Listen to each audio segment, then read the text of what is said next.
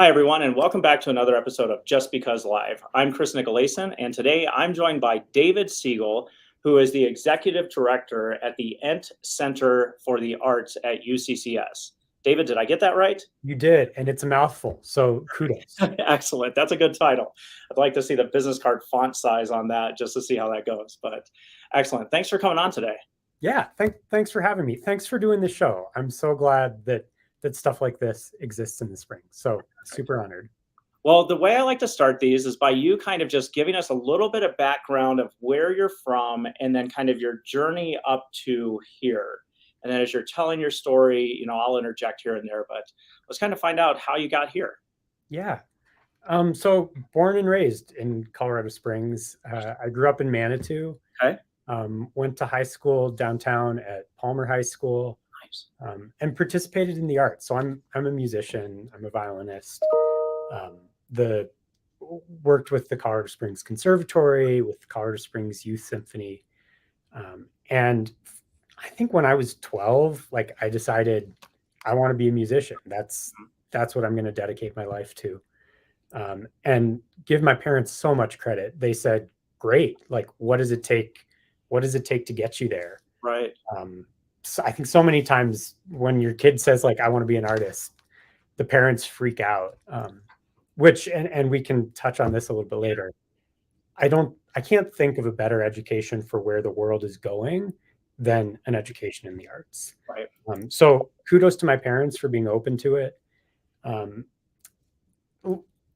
As growing up in the Springs, wanting to be an artist, to be honest, I kind of hated it.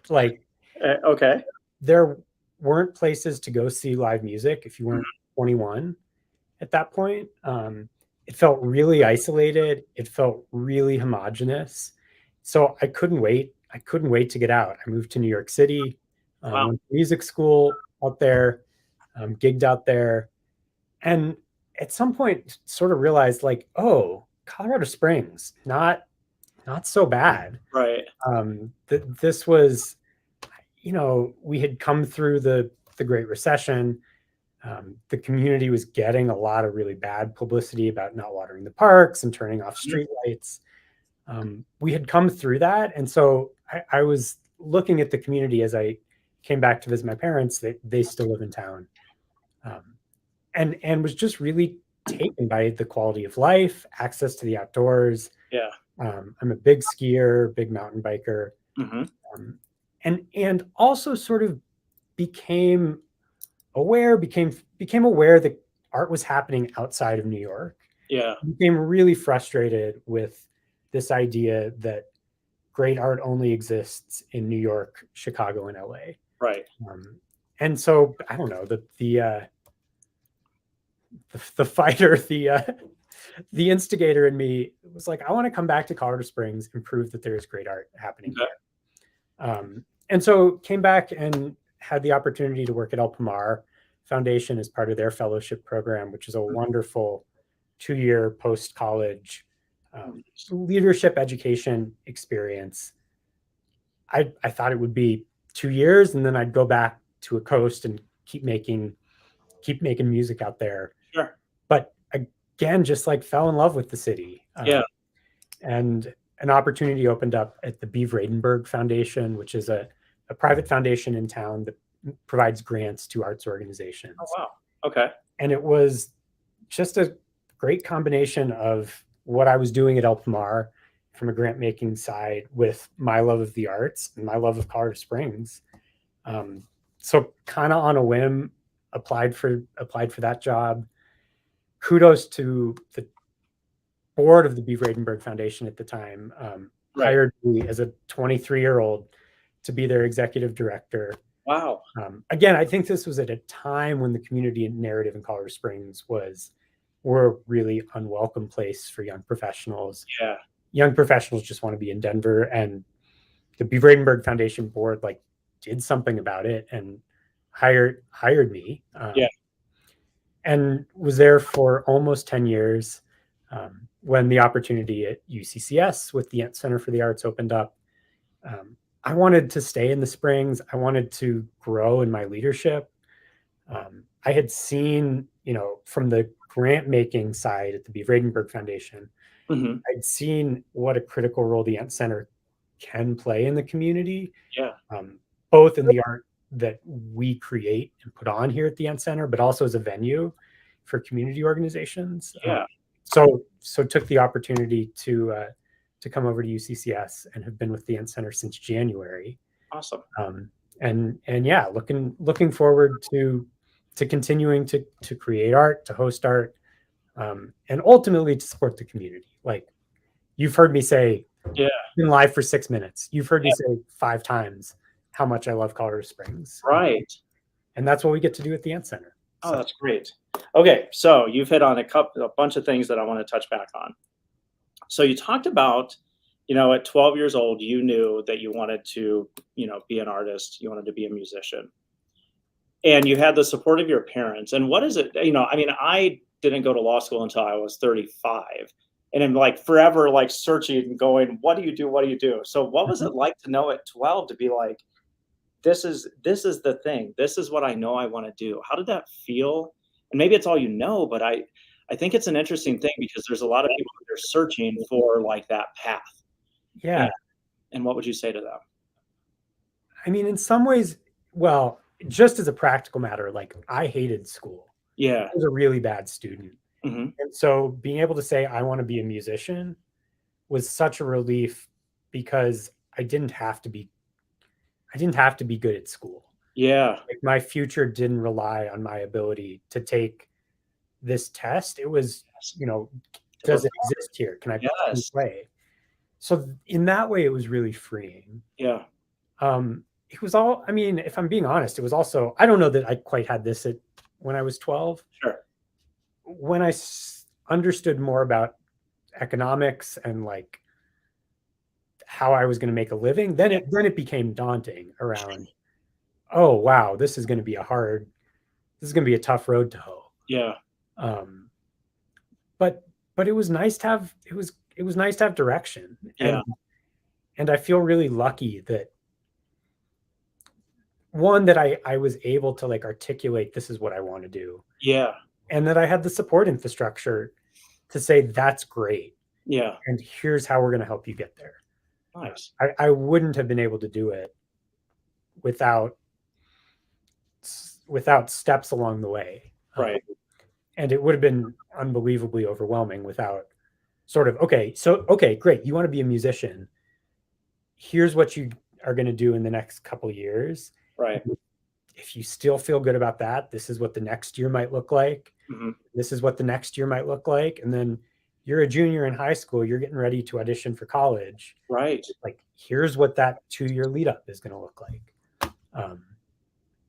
So pros and cons. Yeah. No, I think you hit on a lot of things because it's discussions that I have with my friends who have kids that are, going from the elementary school band, which it seems like maybe 75% of them play, to then now kind of starting to get their own electives, right? What's the right choice? What do I do? And even we've got 2 daughters now that are in their mid-20s. But when we talked to them back in the day, it was that idea too, though. One, do you enjoy it? I mean, we knew they had the capacity to do it, but do you actually enjoy doing it? And if you do, similar to what you were saying, is you don't generally have to get, it's not like, you don't have to memorize in that sense. It's just you and your performance. Yeah, you have to take time to practice, but that's different than kind of the reading of the book or doing something else in that sense. Oops, hold on just one sec. There we go. Uh-oh. There you go. We got you back. But you know what I mean? Like, it's that different thing of like that kind of elementary school. I'm sorry, Chris. I still am without your audio. Without mine? Okay, hold on one second. Let me see if I can. Are you good? Can you hear me? Hold on one sec. Echo. There we go. Edit name. Avatar. Let me try. Can you hear me now? David, can you hear me? Oh, seems like we have lost David for a second. What I'm going to do is give me just 1 second. We're going to pause for just a minute, and then we'll come right back, okay? Let's see. David, I'm gonna remove you for just 1 second, and then we'll have you come right back in, okay?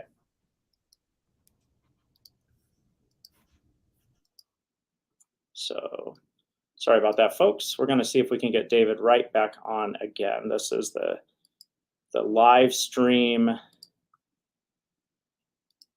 kind of fun here that we're doing.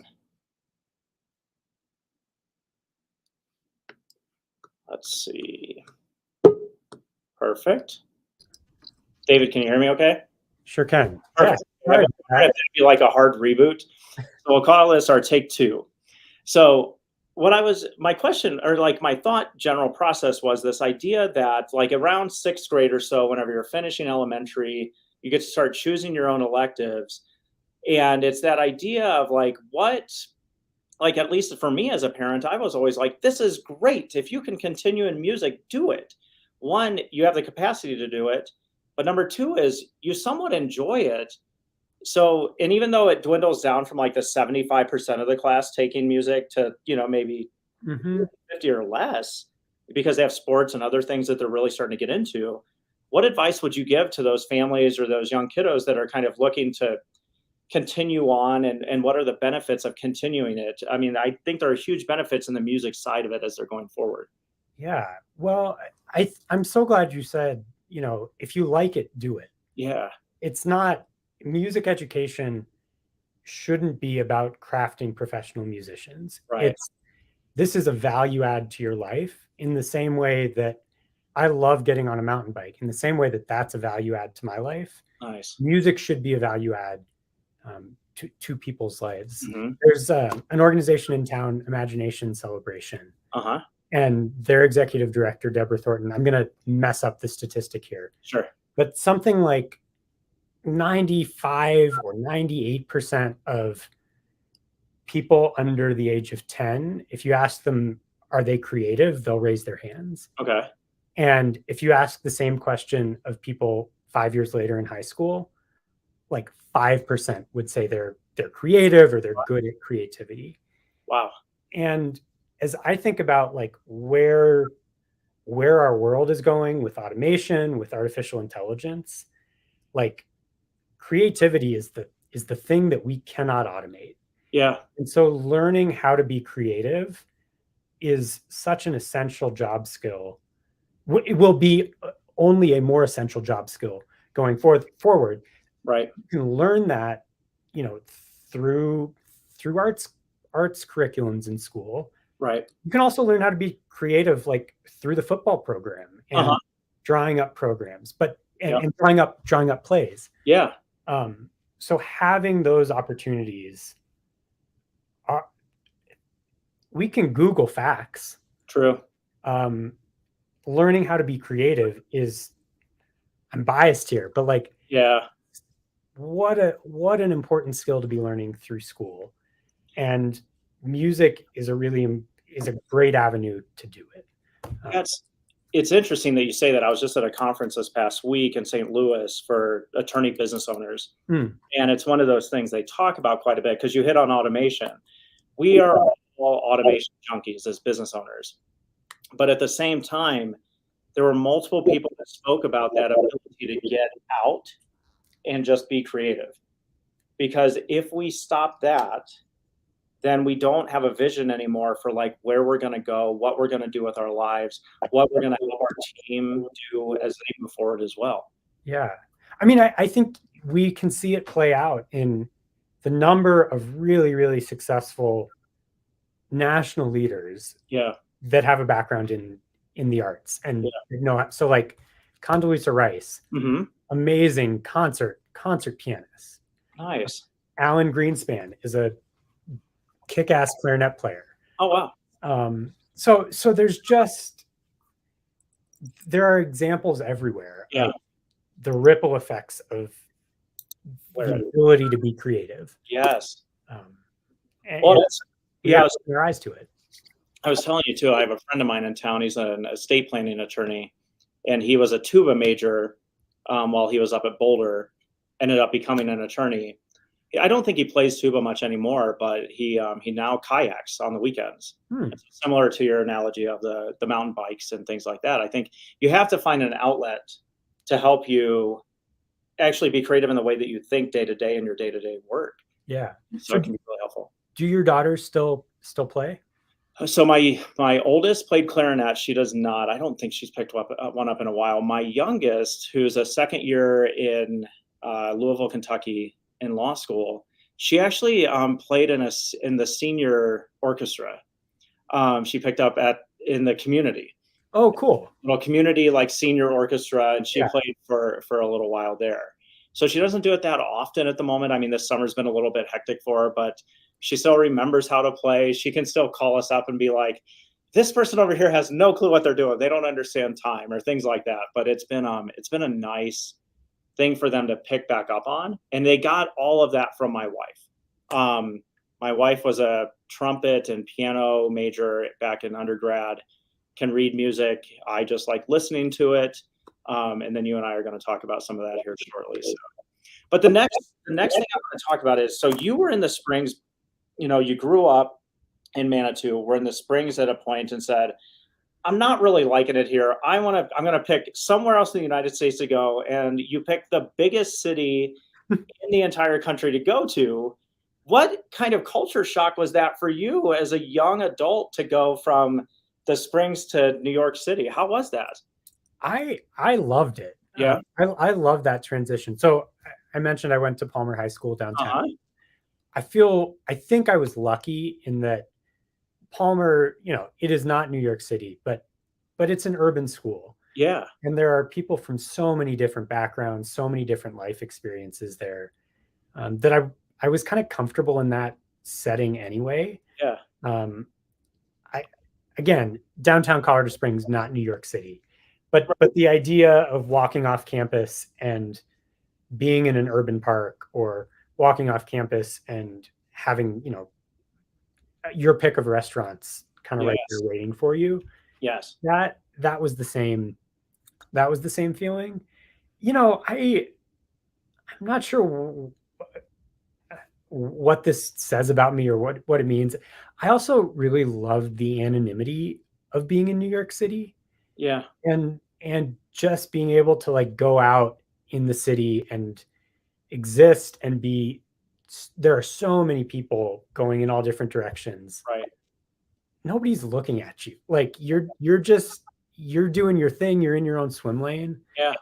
And I miss that in some ways about the feeling of being in the city. Yeah. Interesting.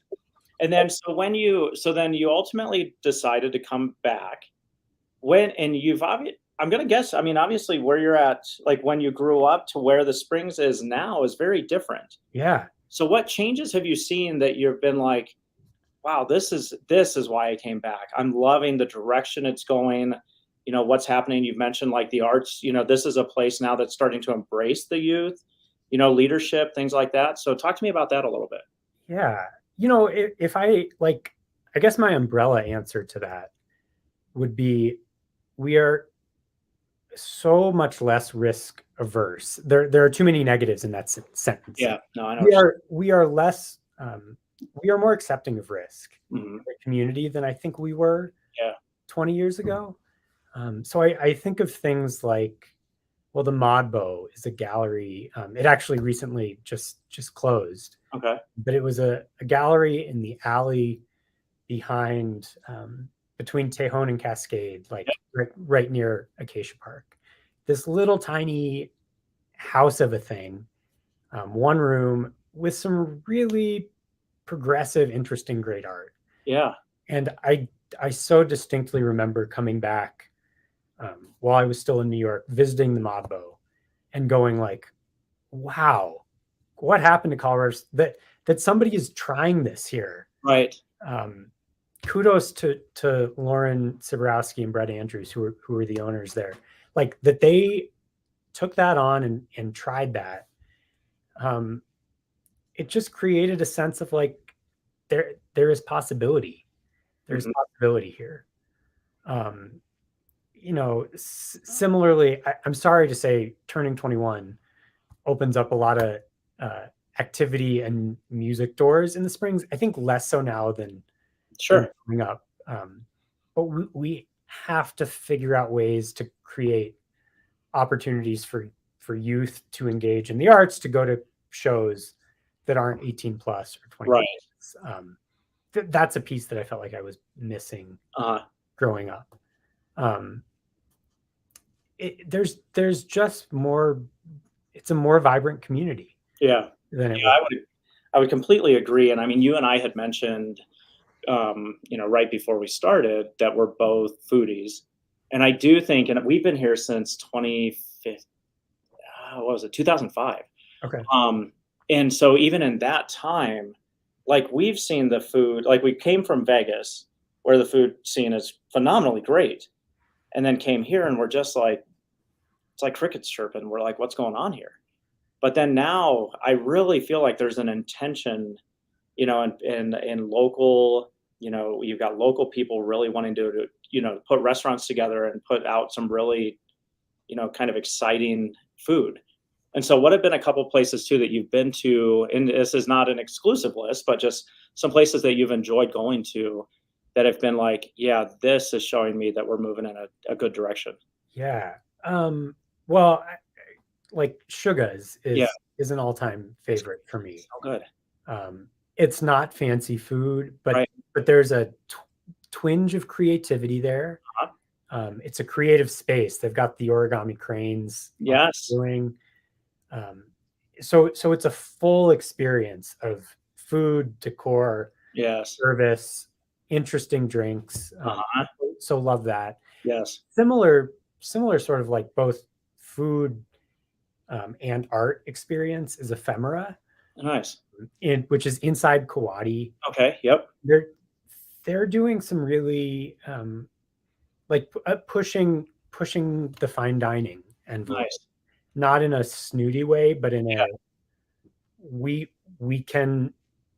growing up as a city. We can do tasting menus. And they have great curated art that is more than like your landscape watercolor. I love a good landscape. Nice. But it's interesting art, and oftentimes the food is built around the art, or the art is built around the food. Yeah. So it's an immersive experience like that. Nice. That's awesome. So I want to talk for a minute then too, because you mentioned, kind of going to El Pomar, working on leadership. And now it seems like you've actually found this place at the Ent Center where it's this nice like melding of both leadership, your leadership qualities along with your love of music and love of performance. So can you talk about why this place is such a good fit for you? Yeah. Well, I say all the time, like the arts changed my life, and I would not have graduated from high school were it not for the arts. Nice. And so being in an educational environment where we can support the students at UCCS with access to great art, right, that is personally very fulfilling to me. And so much of my job right now is supporting. We have two incredibly talented artistic directors at the Ent Center, Daisy McGowan, who runs the Galleries of Contemporary Art, which is our visual art program, or also goes by Goka, and then Caitlin Lallens, who runs TheaterWorks. And so much of my job now is supporting their artistic vision and helping them create really meaningful artistic experiences. And I'm biased. I think as an artist, I have it's just easier for me to do that and to speak that language. And I'm also really lucky that through the El Pomar world, I learned the business, the administrative side of things. So I can wear both hats interchangeably. Okay, so David, I've got the calendar put up right now that I'm looking at the moment. I want to ask you, I'm going to put you on the spot for a minute and ask you about a couple of these things, if it's okay. Please. So I want to know, you guys have it. It looks like it's a repeating thing on Mondays at noon called Mindful Movement Mondays.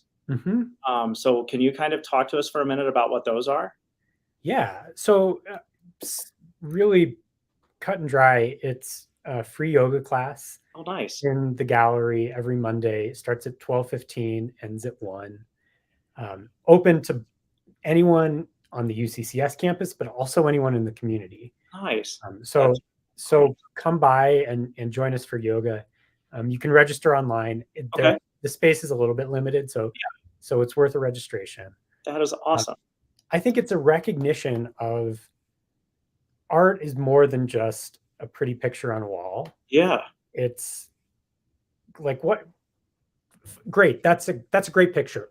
Tell me what's the point? Like how Yeah. does it make you feel? Right. Um, and and so having these non-arts experiences like yoga in a really artistic space, Yeah. a great way to connect the dots of this is more than just a pretty painting. Hmm. It's an experience. Nice. Okay. Yeah, come to Mindful Movement Mondays. Perfect. And then you've got a couple more I want to chat about. So one of the things my wife and I did, and we did it prior to the pandemic, was during the holidays we would go down to the First Presbyterian Church and see their Christmas show. Uh-huh. We're not members of the church, but they really invited the community in. So I saw in here too that this month on the 26th, you guys have Of Thee I Sing presented by First Pres. So can you talk for a minute about that? Yeah. Well, so I touched on the Ent Center. We have some internal programs. Yeah. Broken Theater Works. We're also a community space, and we're open for the community to rent the space. When the Ent Center was built in 2018, it tied directly into a 2010 cultural master plan that identified a need for a 750 seat venue that the community could rent, something in between the size of a church and the Pikes Peak Center. Right. Is 1,800 or 2,000 folks. Mm-hmm. So this is First Pres renting our space. Oh, brilliant.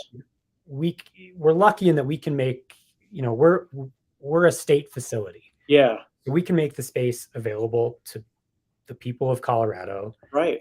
We have professional lighting crews and sound crews. And so we can create a really professional concert experience for community organizations that wouldn't otherwise have access to, the Pikes Peak Center stage or venues that are a little bit less attainable. Oh, very cool. So Of Thee I Sing is a rental.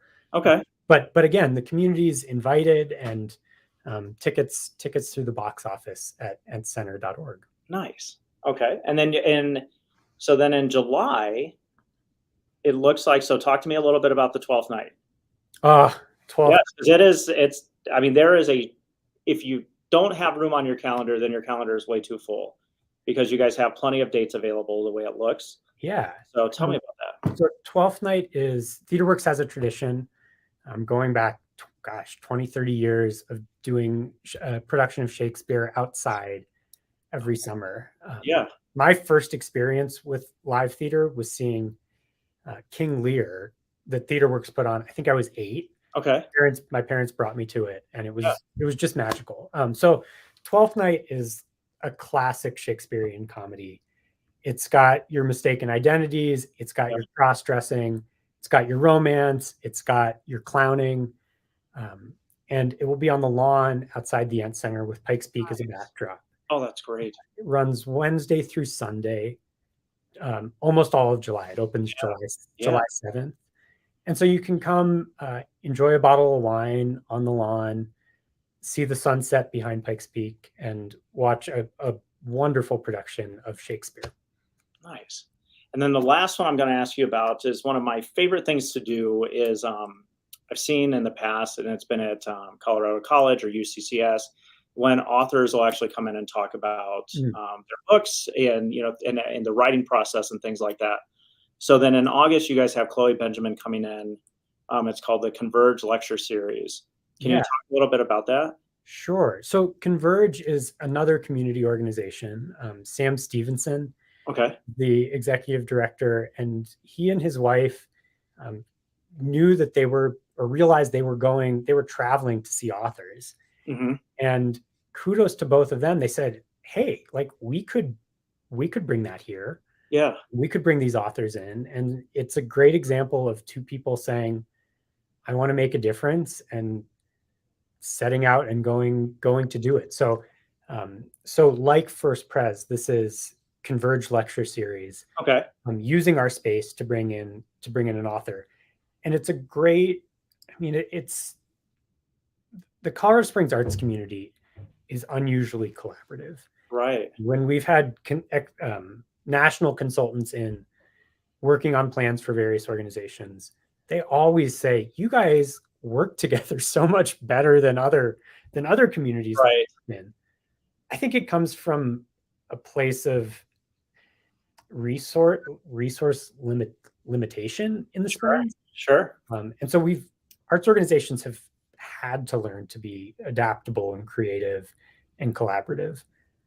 So this is, the partnership with Converge Perfect. is another way that the arts arts organizations in Colorado Springs can collaborate. Awesome.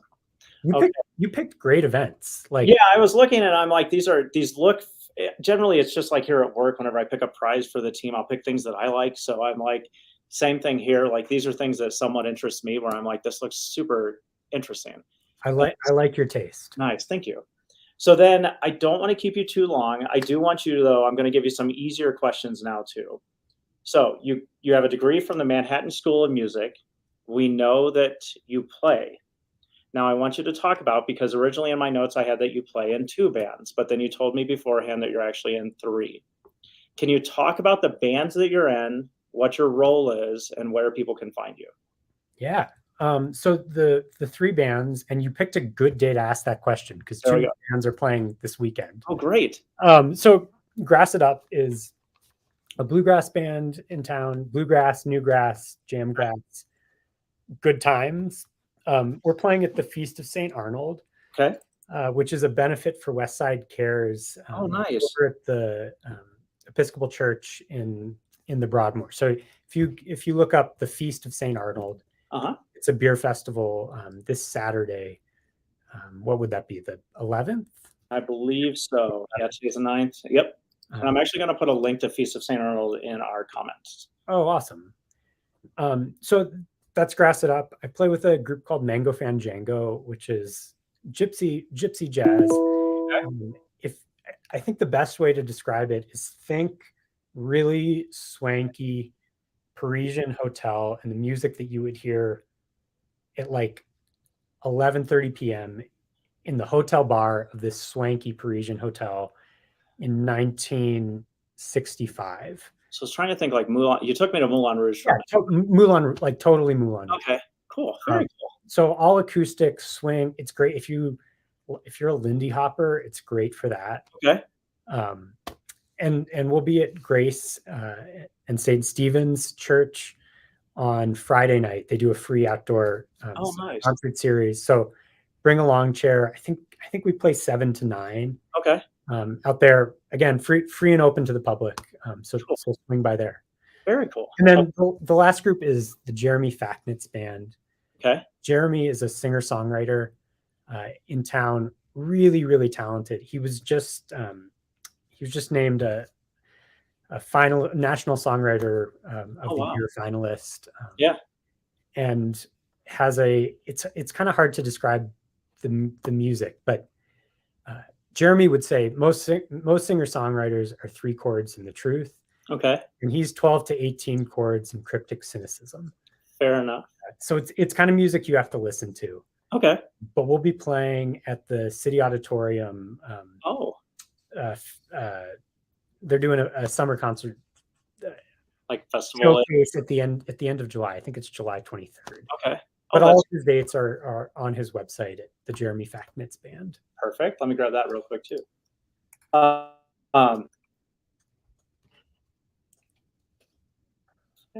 There we go. Nice. Oh yeah, I see there in the background. Very good. Excellent. Okay. Well, David, I appreciate you coming on. You have solved our technical difficulty. I do apologize about that. And then, yeah, it's been great chatting with you. It's been a wonderful time just talking about kind of the process of where you got to where you are, how you've used your leadership and music together over at the Ent Center, and what shows you guys have coming up and how the community can help support you there. And then I've got a link not only to the calendar event up, but also to your other events coming up too. So if there's any way that we as a community can get out and support you, I hope that we can do it. So thank you so much for your time today. Thank you, Chris. And I mean, again, shows like we talked about, why is the Springs getting cooler? Yeah. And shows like this make a huge difference. So kudos to you and Springs Law Group for taking this on, and it's been great chatting, and I appreciate your questions, and look forward to seeing you out and about in the community. Yeah, that'll be great. Absolutely. Thank you so much. Of course. Take care.